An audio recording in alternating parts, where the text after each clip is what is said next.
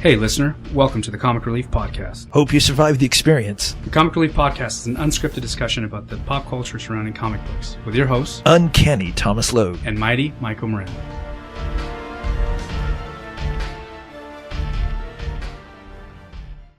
Just a quick note.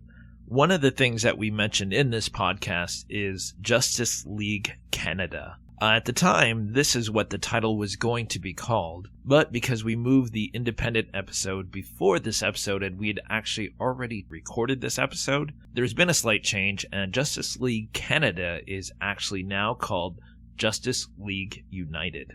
Okay, so for full disclosure, I've never really been a huge DC fan. I grew up reading Marvel, grew up specifically, with the X-Men and expanded, some other comics, but never really picked up DC. It just seemed like the lore was just way too long, way too deep, and never really jumped on board any of the issues. So a couple years ago, in 2011, the New 52 was launched, which revamped. Is revamped the correct word? Did they really stop and relaunch the issues? They did. A lot of the, principles is still the same. Superman's still from Krypton and stuff like that. But some of the characters actually got completely revamped. Vibe got revamped. We'll talk about that. Mm-hmm. Firestorm got revamped. And a bunch of characters did get revamped. Their stories, right? Not just the costumes. I mean, they all got new costumes. They all got a lot of them got new updated costumes. Looks, right? Yeah. But in doing research, I did notice that a lot of the characters still have essentially things that happened to them before the New 52 still happened to them in the New 52. Correct. But now here's a question I have for you.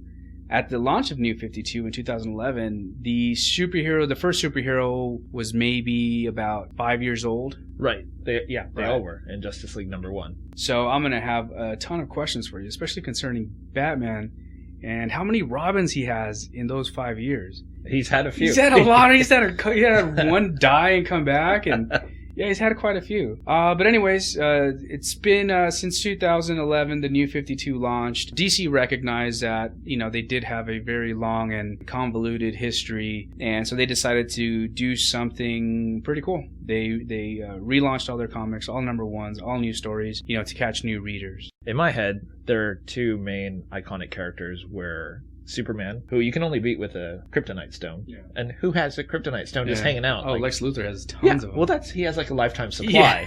He's like, whenever I fight Superman, I have suits kryptonite. made out of kryptonite. Yeah. And then you have Batman, who always won, like always won. Yeah, Bat God. Yeah, no matter what. Yeah, he's always 5 steps ahead of you. Yeah. So to be fair, when I tried to pick up DC titles, like I'd try to pick up Batman or something like that, they were on issue 650, and I'm like, I'm never going to be able to pick up on all this back history of Batman. And it was the same for Superman. He was in like 10 titles and had all these titles that were way up in the 600s, 700s. There was just so much history there. I mean, to be honest with you, the New 52, even that didn't grab my attention until I spoke with you, and I mean, we have similar backgrounds in comic collecting.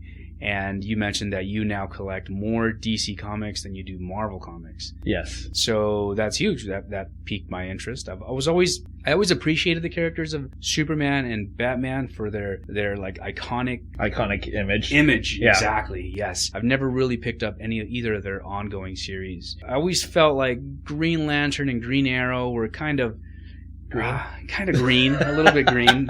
I don't want to say goofy because I don't want to upset anybody, and I do like the characters now. I'm upset. But a character who's weak. It seems like all of these DC characters have a real specific weakness, or not all of them, but a lot of them do. Except for Batman. Is really weird. Yeah, Batman has no weakness. Green Lantern's weakness is the color yellow. Is that still? It's still the case. Oh wow. Yeah. I mean, like the sun doesn't make him weak or anything like that, but a yellow ring will mess him up. It's the one ring that will counter his. They just seem like these characters were created, a long time ago, which they were, and they were given obvious strengths and real strange weaknesses. It's like they had to be given weaknesses to balance out all their power. Yeah, to balance out all their power. Yeah. So you have Superman who can't be beat, and then the only thing that's going to beat him is kryptonite. Yeah. Then you have Green Lantern, who has this big, powerful green ring, who's insanely powerful because it's all his willpower. Yeah. But the only thing that can really mess him up is the color yellow. Yeah. Well, that's the problem, right? When you write a character that's just so overpowered, how do you constantly write stories and constantly come up with villains to beat him. So you can't. You can't. You know, I you agree. can't do it. You have to give them a very specific weakness. If my future self would have traveled back like 10 years ago and said, one day you will collect more DC titles than Marvel, I would have punched my future self and laughed. Because there was no way. Like, I was such a Marvel zombie. Like, you know, X-Men, Avengers, New Mutants, New Warriors, Defenders, everything. I was all about Marvel, and I could not even stand the notion of DC because all I knew was Batman and Superman and, you know, insanely powerful characters that had no weakness. And now it's to the point where it's like I collect 40 DC titles and like maybe 5 or 6 Marvel titles. 5 or 6. 5 or 6. Holy cow. Dude, that's a huge shift. That's a huge shift. Yeah. Now check this out. I got a question for you. Sure.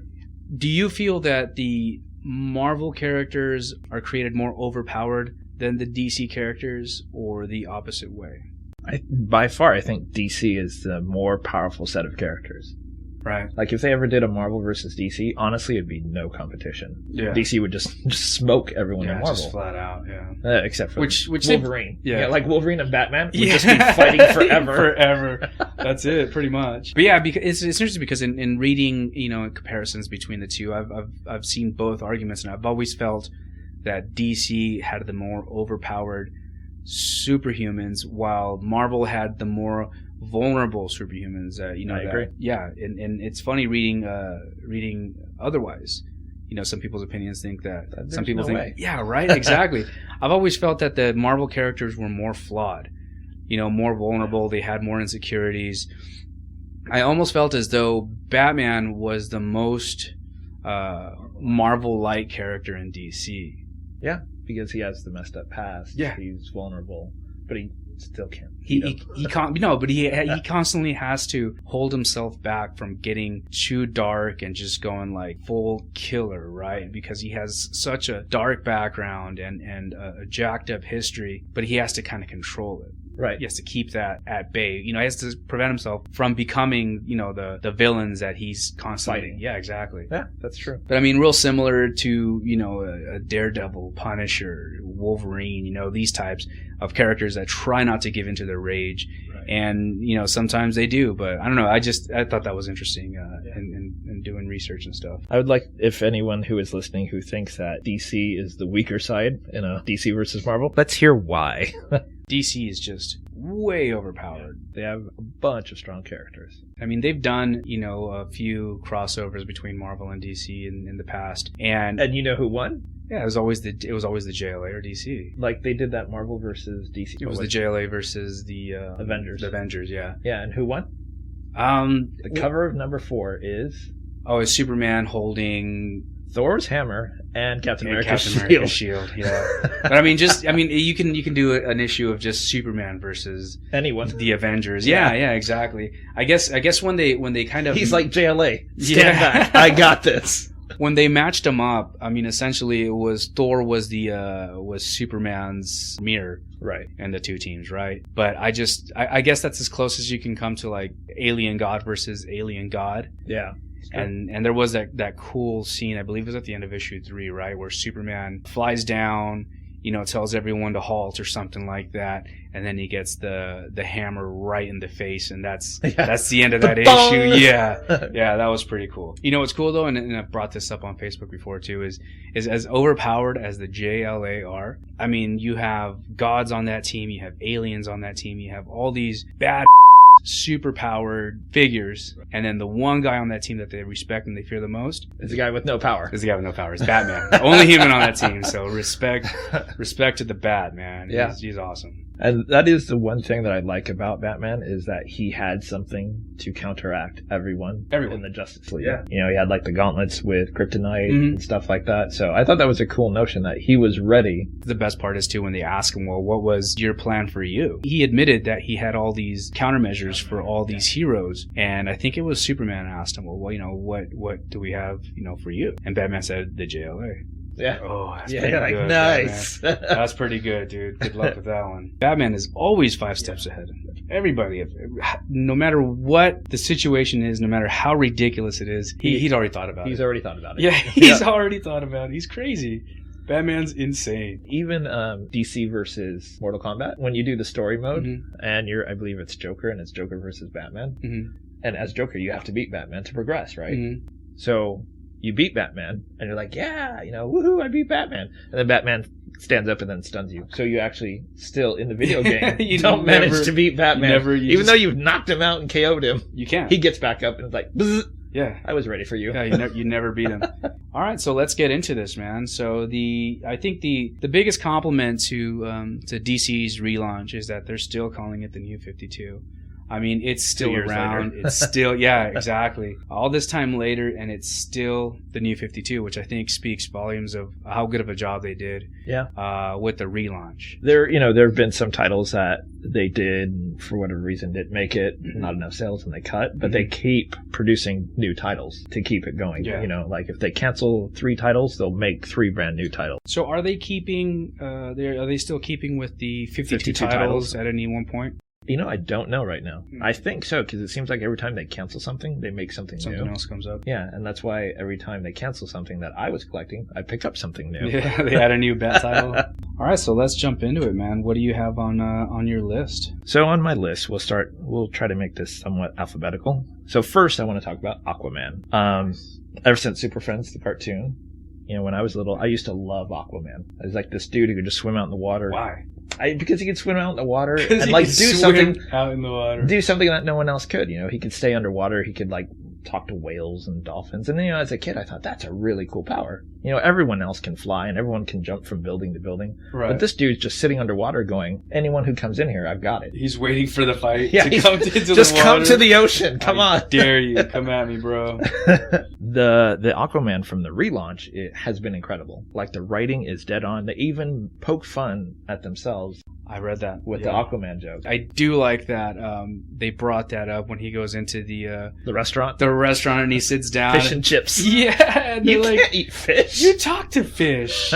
Yeah, and they ask him, how does it feel to be Aquaman? How does it feel to be like the weakest member of the team? That was very cool. They they got that out of the way. Yeah. Early. They addressed it. Yeah, they addressed it early, which is very cool. Like you said, everyone always thinks, ooh, Aquaman, he's weak, blah, blah. But the story takes place in Atlantis and about how he doesn't want to be king. He has this whole kingdom down there. And there's this other, can't remember his name, this other guy who was like the first king, all these different kingdoms that were once united. Like there's 7 kingdoms. So it's a lot of good writing. A lot of it's not up in the air. With the Justice League, it's all underwater stuff. So that's huge, man. I'm a huge fan of either comic publisher taking a lesser known character and doing something that's quality and really making them shine. Whether it's in a book or a movie or a show, you take a B-list or a C-lister and make them awesome, which is great. Which is why would you consider Aquaman a B or C or? Not image wise. Because he's always been a JLA. Iconic, yeah, he's always had the iconic look. The orange chest with the green pants. With the green pants and the trident. But he was always known as a character that talked to fishes. And he was no good on land. You know what I mean? He's always had that kind of that stigma about him. Has to be in the water. Which is weird because that's not even the case. Like, he's a lot like Marvel's version of Namor. Mm-hmm. Like, even out of the water, he's got super strength and all that stuff. So... I don't know, it's weird. But then you class him next to like Superman and everyone. It's like, well, I am weak. This dude is like shifting moons around the planet. Yeah, exactly. Next, we got Batgirl. And I'm going to be mad enough to say this right now on this podcast that Batgirl is probably my favorite DC comic. Wow, really? And probably also my favorite ongoing title at the moment. Like, I would thought that'd be kind of weird. Like, I should like Batman because I'm a man. Absolutely. I was just thinking that just right now. You're like, wow. Batgirl has exceptional writing. Like the story takes place after she's recovered from being shot. Mm-hmm. So So that still happened. That still happened. She was formerly paralyzed and stuff like that. So it's her getting over the fact that she used to be paralyzed and dealing with stuff. Like when she gets into a fight, how sensitive she is about it. And then during the Death in the Family story. And Joker came back, it like the writer went really deep into her psyche and was like, this is how Joker messed me up really, really bad. When it was announced that the Joker was back in town, I mean, it went to this whole monologue of her just kind of going over, you know, like, we've been thinking about this since it happened. Right. How was she going to handle herself, and will she be able to maintain control and not just totally destroy him? So that's interesting. They definitely kept that with Barbara Gordon then. She did get paralyzed. I think it was a Killing Joke, right? Where she was paralyzed. I believe it's the Killing Joke. Yeah. So she's also a member of Birds of Prey. Birds of Prey. Yeah. Is she the leader of Birds of Prey? No, Black Canary is the leader of Birds of Prey. Very cool. Ironically, that's what got me into Birds of Prey. Like, initially when it came out, Batgirl was not a part of the team. Can't remember when, like issue 5 or 6, they did a shift in the team and Batgirl got recruited into the team. And I kind of looked at it and I was like, you know, don't really know the other characters. And as it kept going, and then, you know, DC canceled a few titles, I was like, you know what, now I got extra money, I'm going to pick up Birds of Prey. So I actually went back and got them all. Oh, nice. And I am so glad I did. Like, Birds of Prey, excellent series. And the one thing that I really like about Birds of Prey is the fact that it's pretty much an all-girl team. Like, even the Talon that they have on there, Strix, is a chick. They have a Talon on the team? Yeah. Dude, there's multiple Talons? There's multiple Talons running around. No way. That's pretty cool, man. Because to Scott Snyder. When I was reading, I really, really liked it because it was like a strong female team. And you don't really get that a lot in comics. Like you were talking about in the previous podcast about, you know, when it's She-Hulk, it's like, oh, a lot of lawyering, a lot of dating. I mean, Black Canary has an issue with like her husband, who she thought was dead, who pops up again. Spoiler, if you haven't read that issue. We're going to call the spoiler after the spoiler. After, yeah, that's after nice. I said it. What's cool is when the writer changed to Christy Marks, you know, every time you're on a title and you're reading it and it's really good and there's a shift in writing talent, you always kind of worry if it's going to change, if they're going to start moving people around, stuff like that. But Christy Marks kept it flowing. I mean, you cannot tell the difference from the previous writer to Christy Marks. And this is Birds of Prey, not Birds Batgirl. of Prey, yeah. And what's really cool is it's kind of a small world for me. Christy Marks also worked at a company called Sierra Online. Okay. And she made 2 games called Conquest of Longbow and Conquest of Camelot. So I was like, oh, dude. She wrote the stories for those games? She wrote the stories for both of those games. Dude, not bad. And then she also wrote in the ElfQuest series also, which I let you borrow the books. Yes. But the ones you have are Wendy Penny only. But Christy Marks wrote in some of those ElfQuest stories. So it was kind of cool to see this woman who was like an icon to me back in the day, you know, like when I was playing Sierra games. Come back around. Come into like, the nice. ElfQuest books. And I was like, oh, that's really cool. Mm-hmm. And then now she's doing Birds of Prey and doing it perfect. Yeah. Sold. Yeah. Done. I was Done like, deal. yeah, why do I even doubt it? All right. So I'll add that to my... to the poll list. To the poll list, yeah. Every time I talk to Tom, it's like this list gets longer. After Barbara Gordon was paralyzed in Killing Joke originally, she became Oracle. So is there a version of Oracle in the New 52, or is that something that may be looming again in her future? Because she's already been paralyzed once. I don't think there's going to be an Oracle because she's already been paralyzed and she's already recovered from it. Yeah. And I mean, that would pretty much kill the Batgirl title, right? Because she wouldn't be Batgirl anymore. Yeah. So she'd be Oracle.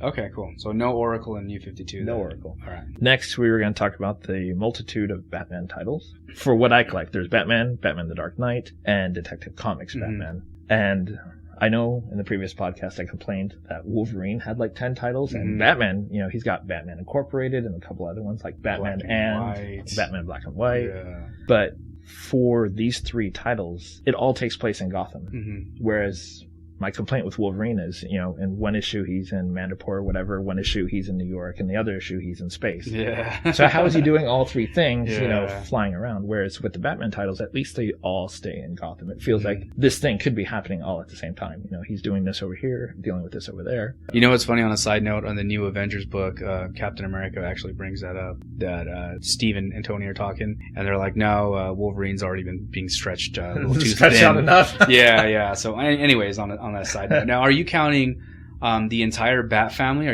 you lumping all them in? Oh, no. Nightwing? No, this is specifically just Batman. Titles with Batman in the title. Specifically. So, and all of the writing in there, you know, as much as I previously said that I didn't like Batman, the writing in there is really, really good. It's really dark, you know, it really gives like a good vibe for Batman. Gotham is a dark place. He's a dark hero. And I really like how it all ties in together. Like, really bad things happen, and he is trying to make a difference. There's the guy, I almost called him Madcap. Who's the guy? He, from like Alice in Wonderland? Mad Hatter. Mad Hatter, thank you. Why Mad Cat was stuck in my head. But there's a story with Mad Hatter where he does this thing and he's trying to recreate, like this whole Alice in Wonderland thing with this girl that, he swore that he loved. And he ends up killing over 60, 70 people and then just dumps them in the water. So it's a really, really dark story. I have read Batman up to the death of the family. Okay. And I do like what Scott Snyder has done with Batman. I love the Court of Owls. I think that was a brilliant story arc. I really felt like they were bringing something new to a title. I mean, it's hard to bring in something new to a character that's been around since the beginning of comics, right? To bring in something new, to bring in new characters and new lore. I think they did a great job. The one part I didn't like about Death of the Family was essentially the ending, the dinner table scene. I thought that was a bit of a cop-out. There. Spoiler alert, if you guys haven't read it. You did it right. You said spoiler before. Yeah. Because, I mean, this is the huge reveal, right? Because as I'm reading these issues, I'm thinking, holy cow, the Joker really did what he did to himself. He did to the Robins and Batgirl. Turns out that he really didn't do it. It was a joke. You've been pushing Joker just being this next level psycho, you know what I mean? Like, he's never been this crazy. He would have actually done it. One thing that I did enjoy in both of these story arcs were the tie-ins, with the rest of the Bat family. Makes sense. Now I know DC's criticized by making people buy all these comics. You have the Bat family crossovers, you have the Green Lantern crossovers, you have the JLA crossovers. It is tough, especially if you want the full story to have to go out and buy all these issues of books that you don't read. But I think they did a very good job in these two story arcs. Next on the list, we got Batwing. When it was launched with the New 52, like I was saying earlier, when a new writer jumps on, you kind of worry that things are going to shift. Mm-hmm. That's what happened with Batwing. So the New 52, when they launched that Batwing, it was basically a kid in Africa.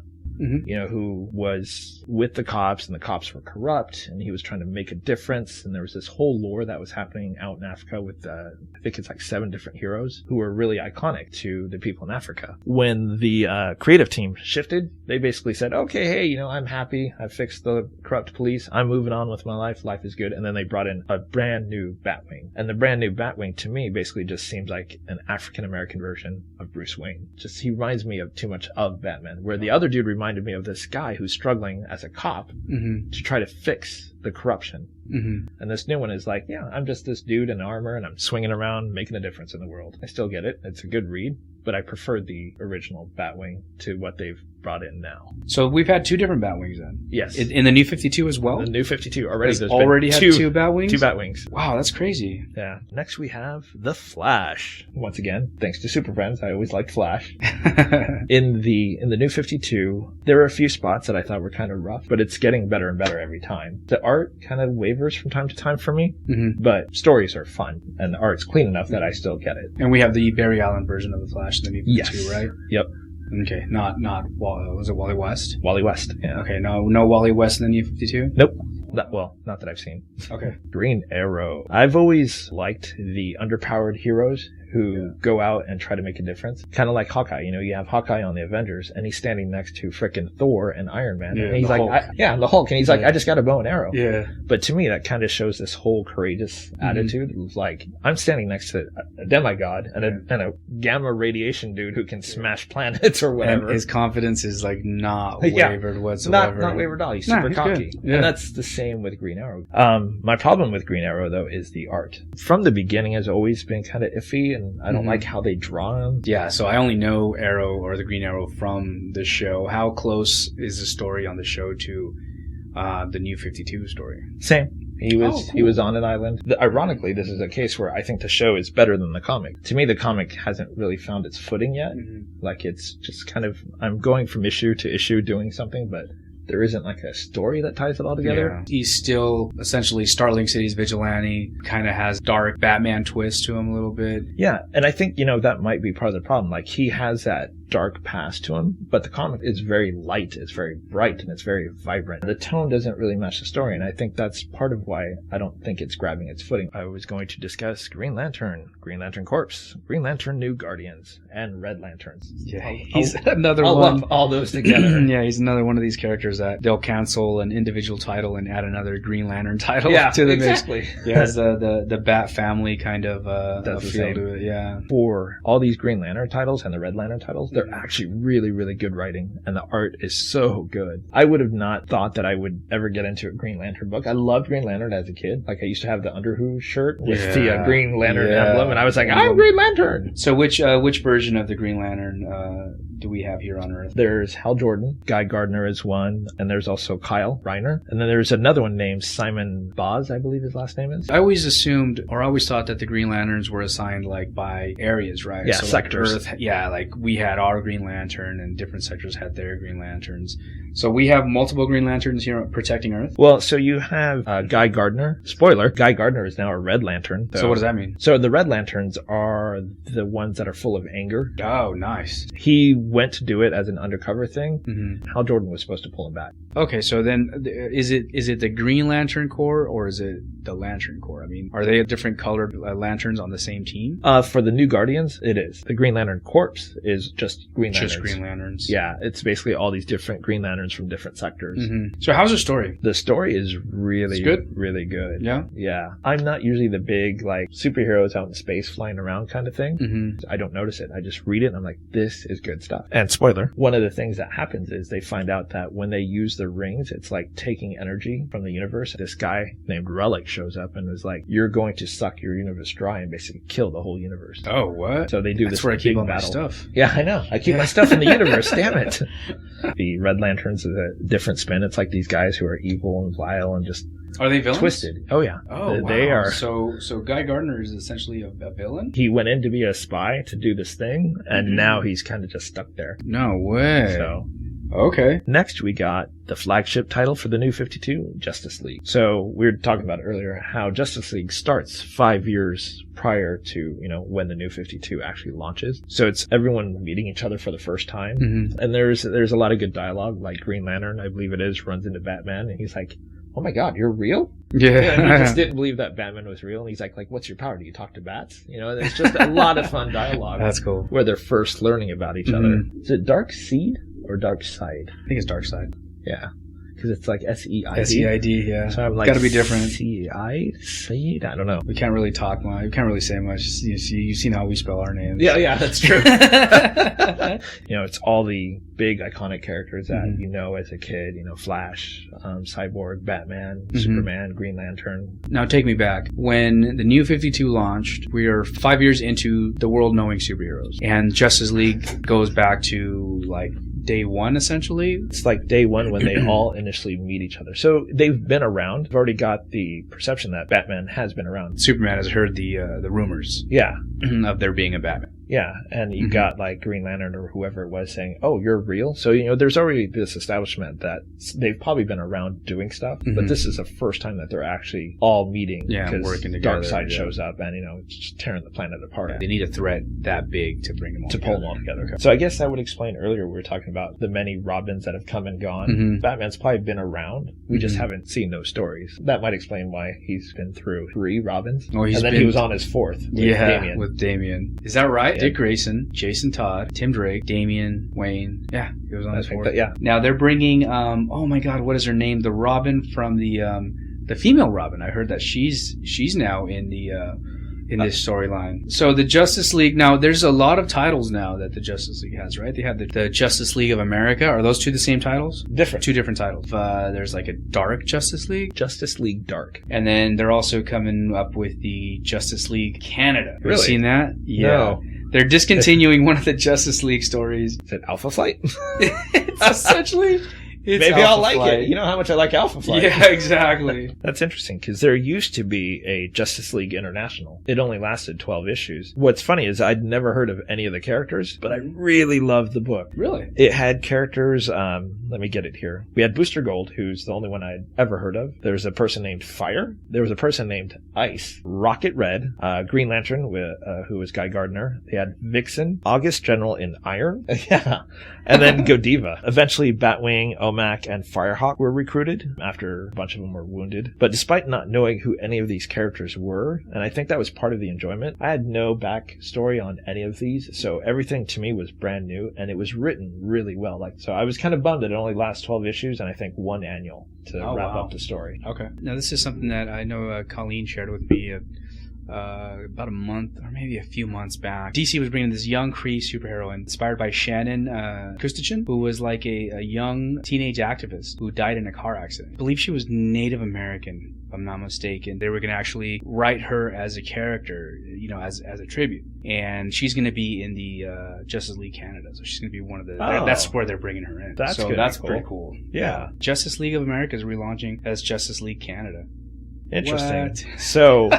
So Justice League America is one of the titles I actually get right now. So that means when that goes away, I'll just collect Justice League Canada, because that's just going to be where I'll jump to. I read the first Justice League of America when they're rounding the team up. Okay. And Hawkman shows up and drops his bloody mace on the table. Yeah, I thought that was a pretty cool. I mean, I was pretty impressed. It piqued my interest on Hawkman. I don't remember him being like he's brutal. That metal. That's a good team, by the way, man. I'm just looking at the Justice League of America roster. It's Martian Manhunter, Green Arrow, Hawkman, Stargirl, Katana, Vibe. Pretty solid lineup, man. I wonder why they're discontinuing it. I wonder if it's not selling as well. They got Catwoman. Is Catwoman there to seduce Batman and when he goes rogue? When he goes rogue. Yeah. Really? Well, if you read Catwoman, her and Batman are constantly having a fling with each other. Yeah. In the Catwoman series. You know what, man? In reading all these tie-ins, Catwoman is the one book that I like probably the least. Really? Yeah. I hate to admit it, man, but I was falling asleep. I don't know what it is. Maybe I just haven't given her a chance. There's some characters that I like. Dark, I don't like seeing them trying to be good, do the right thing and stuff. The thing with Catwoman, it seems like you read the latest Marvel Gambit series, right? Oh, absolutely. That's what it reminds me of. I mean, she's always stealing stuff, and she has, a fence who will take what she steals, turns around for cash. The thing is that Gambit he's chosen a side. I mean, he's a teacher, who he's goes around stealing stuff. So he's good teacher. He's taken the side of the superheroes. It almost seems like he does these jobs almost out of boredom. You know what I mean? Next we got Nightwing. If Batgirl wasn't my favorite DC title, I would say Nightwing would be my favorite title. To me, it's weird. My two top titles right now are characters who actually don't have any superpowers, and they're tied to the Batman family. Yeah. The irony there is killing me. I just like Nightwing for the fact that you have this character who was, he epitomizes a sidekick, and he's managed to break out of that role, to break out of that stereotype, and become a character that is bad. I agree. He's a good, solid character that is well respected. Are you by chance reading Forever Evil? No, I haven't picked up the arc. Okay, well, I won't say anything then. That storyline is spreading across the entire DC universe. Right? Yes, okay. It spreads across the entire DC universe and also has its own limited series and then a bunch of little offshoots like Forever Evil Argus, Forever Evil Arkham War, and then Forever Evil Rogues Gallery. Forever Evil is basically a alternate version of the Justice League shows up and quote unquote kills the Justice League. Like no one knows where they're at.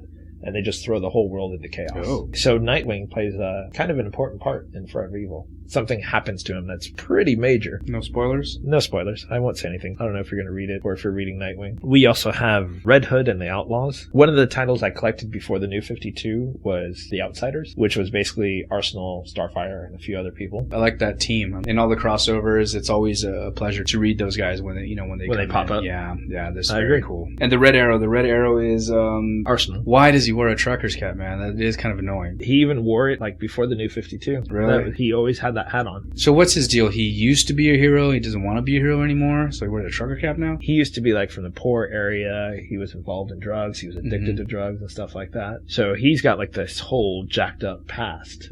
We have the super titles. There's Superboy, Supergirl, and Superman. Superboy, he was in Teen Titans previous to the New 52. So I already liked that character. When they said they're going to do Superboy, I was like, yeah, I'm on it. And so then, is this Superboy version, is he Kryptonian or is he a clone? He is a clone. Okay.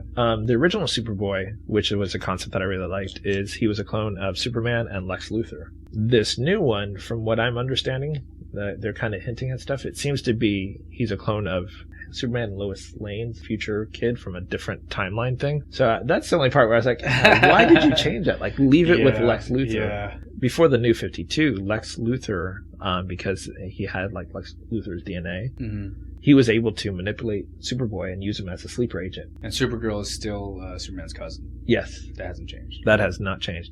As a matter of fact, when she first shows up on Earth, she only knew Superman as a baby. So when he's like, no, I'm your cousin, and she does not believe him. They get into this big fight and they're beating each other up, and he's like, listen to me, I'm your cousin. She's like, no, you were a baby before. I don't know who you are, but you're not. You should be a baby right now. Yeah, you should be a baby right now. I didn't think I would enjoy Supergirl, like, before the New 52. Like, I always thought, oh, Supergirl, like, but I picked it up just because it was number one. And it's actually a really good read. Like I said, when she first shows up, she can't speak English. People are attacking her, and she's trying to figure out what's going on. She meets Superman, doesn't believe it's Superman.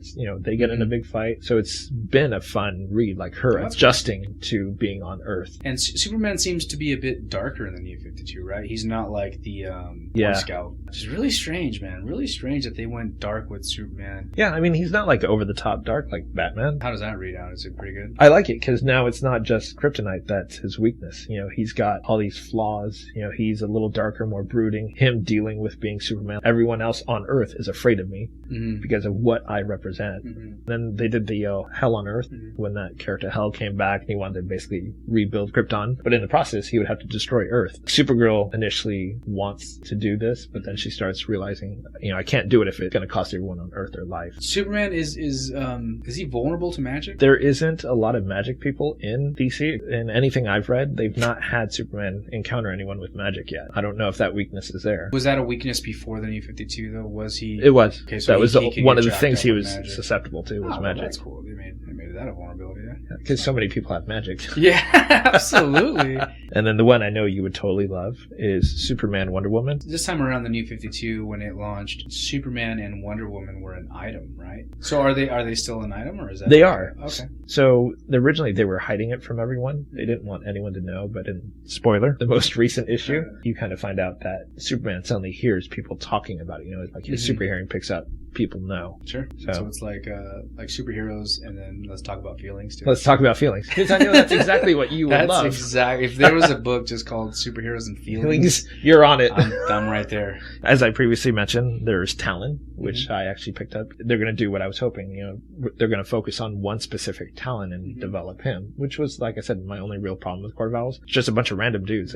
There was no focus really on one or two. Yeah. The new Talon series, it's actually pretty cool. They focus on him just trying to make a difference in the world. He gets involved with a girl who has this kid. And there's that one Talon, the big dude, and he is like super bloodthirsty and murderous, and that's the main villain for the Talon series. Are the Court of Owls still around? From the impression I get, they still are. Next on the list, we have Teen Titans. This is one of the DC titles I collected before the New 52. The reason I got into Teen Titans is when the New Warriors had ended. I was looking for like that vibe where they weren't super powerful, just trying to make a difference in the world kind of thing. Someone recommended on the New Warriors list to check out Teen Titans, and I did. And I collected Teen Titans, Teen Titans again, because it changed over the course of a couple of years. So when they launched it with the New 52, I was immediately on board because it was most of the characters I'd already recognized from previous.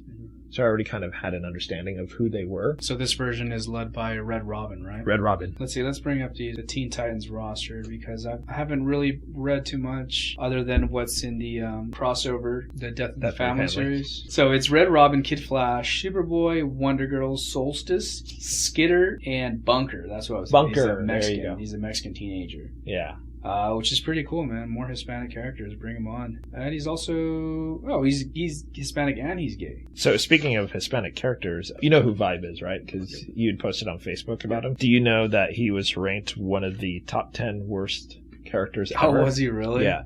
Not the New 52 version, but his original previous version? Yeah, his original version. So tell me about him. What was up with his previous version? So I guess in 1983, breakdancing was really, really big. Oh, yeah. So DC thought they would capitalize on breakdancing. Nice. Nice. I like where this is going.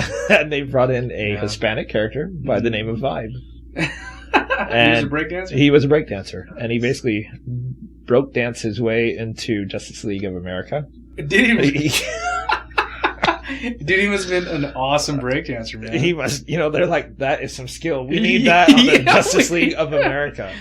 They brought him onto the team, Mhm. And, he had this really atrocious outfit. He never really did much from what I read, except to just try to hit on girls. Really? That was all he ever did. They basically stereotyped him as like this Latino dude who just hits on women and breakdances. That's pretty dead on. That's pretty accurate. Because that's what I do. I breakdance. Yeah. When we're done with the podcast, I'm going to throw down a piece of cardboard and just start breakdancing. Yeah. You were breakdancing when I got here. Yeah, I was. Yeah. Got my little headband on, Yeah. my wristbands. He was technically one of the first characters to die in the line of duty, and one of the few characters that DC never brought back. They've mentioned him being in the new Flash series, right? As being Yes. one of the characters. So I wonder if they'll hint or allude or give us an Easter egg of him Where he's breakdancing. breakdancing. Yeah. For ongoing, that's a lot of what I collect. We talked about Birds of Prey, how Mhm. I picked it up. Catwoman I picked up. Suicide Squad was another one that's ongoing that I picked up. DC did that whole Villains Month where Mhm. all the titles basically stopped for a few months and they highlighted just villains, and they had those cool 3D covers and stuff like that. One of them was an issue that focused on Harley Quinn. I knew Harley Quinn from the cartoon, from like Batman Beyond and stuff like that, and I wasn't too much of a fan of her. Like she had that little red hat thing, and I just thought, okay, whatever. She looks like a jester. But in the Villains Month, they really, really showed like a totally psycho, dark character. Mhm. And I was like, where is this character at? Like, Yeah. this is a really cool character, and she's hot. Mhm. No, absolutely. I love crazy chicks. Yeah. Heck yeah. So I looked her up, found out she was on this team called Suicide Squad. Mhm. So I picked up like the couple of recent issues of it, and I was really dubious because like on the cover of one of the ones I got was this humanoid shark dude called Killer Shark, and I was like, Killer Shark. Yeah. It's like the hammerhead, right? yeah, I was like, I don't know about this, but I read it. Holy, probably one of the best team books I'm reading right now. Really? Yeah, because you got Batgirl as my favorite, but Suicide Squad probably one of my favorite team books right now. Okay. I even like Killer Shark. Like he does some insane stuff. Like he eats one of the team members, Mhm. just eats him. Just eats him? Yeah, he just eats him, and later on the team member actually crawls out of his mouth. I grew up also watching Batman the Animated Series. Right. And I remember, Harley Quinn was a very cool character. Anyone that was crazy enough to hang out with the Joker.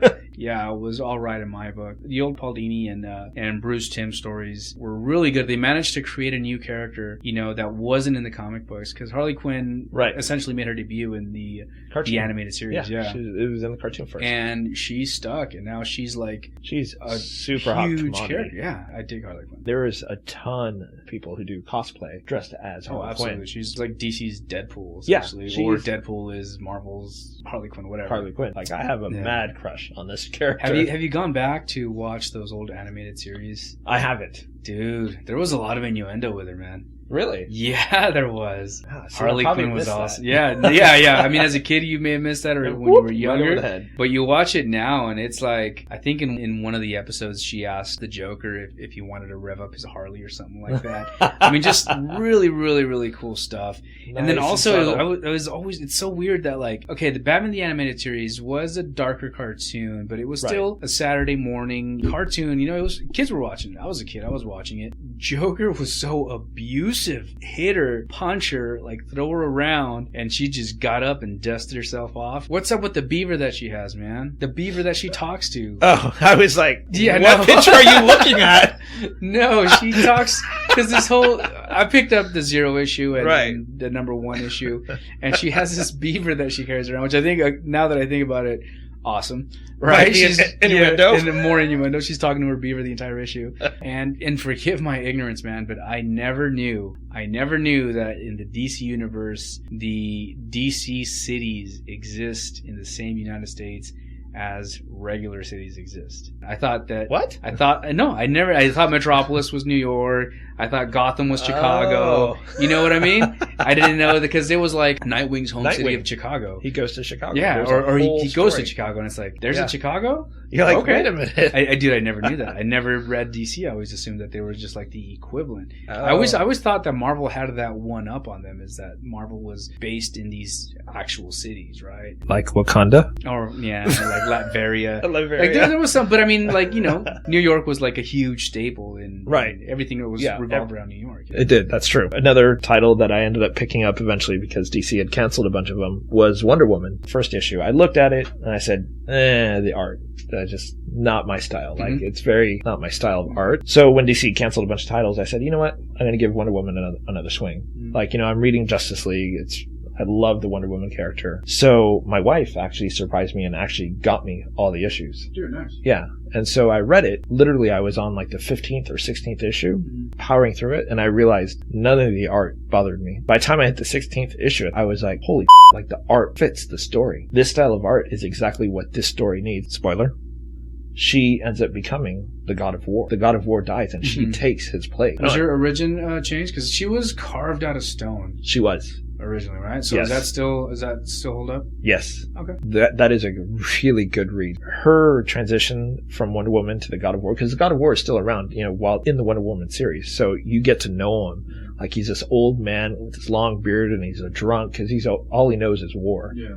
So he's this dark and brooding guy. Something happens to him. Ares is a god of war. Ares. Is that who she kills to become the god of war? Yeah, she doesn't kill him. He dies. He gets killed. But Ares is the dude that you're talking about, the big beard. And Yeah. One of the titles that I picked up that was also canceled was Katana. She definitely had the look, man. She looked like a Her very look- cool character. Yeah, her look is vastly improved from her original. She didn't have that, like, samurai. No. With the... No, but it had a bunch of cool stuff, like her sword had her husband's spirit in it, and it gets broke, and all these spirits get out, because, every time she kills him, it keeps the spirit. So all these evil spirits get out. So Oh, really? That's a pretty cool thing. that was a pretty cool story. I wish it would have just focused on that, like her going after all these people, because she gets the sword reforged and all that, and has to go after them. And they go around possessing different people. Like, one of the spirits possesses this little girl, and she's kind of conflicted about killing the girl to get the spirit back.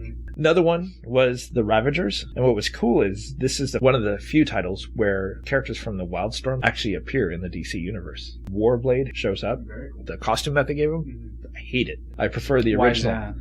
They had him like with this big mouth that kind of like chompy, with big teeth and stuff like that. Whereas the originally, he still had that human face with the metal like thing on, and he had the long extending claws. Yes.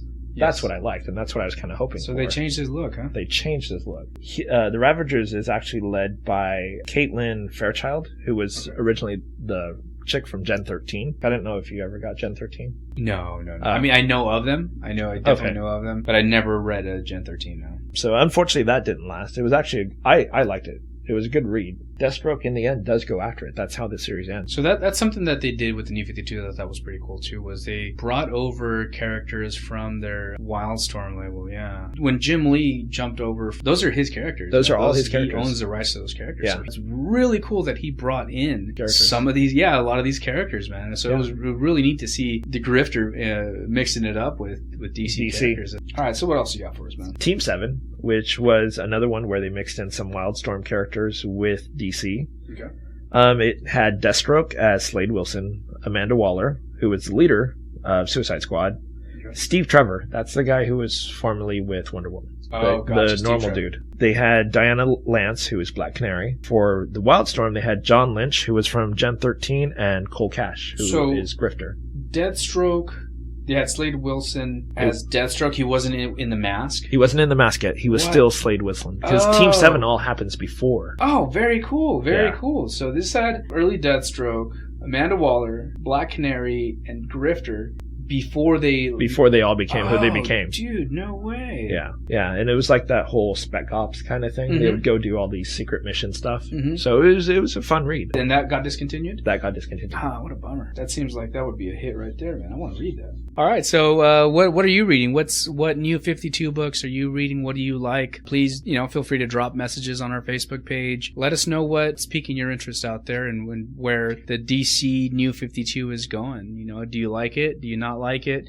Do you think that issues were canceled too soon? Please drop us a message. Say hi. When you do download the podcast via iTunes, please give us a rating. Leave a comment.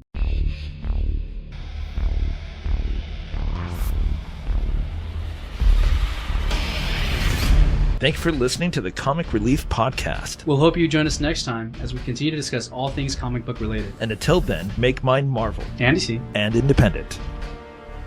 Don't forget to check us out at comicreliefpodcast.com, or you can visit our Facebook page at www.facebook.com/Comic Relief Podcast, or go to our YouTube channel, www.youtube.com/Comic Relief Podcast. And finally, there is our Twitter page, which is twitter.com/Comic Relief PODC. I'd like to give a special shout out to Travis Richards, who did the music for the Comic Relief podcast. Visit his website at www.travisarichards.com.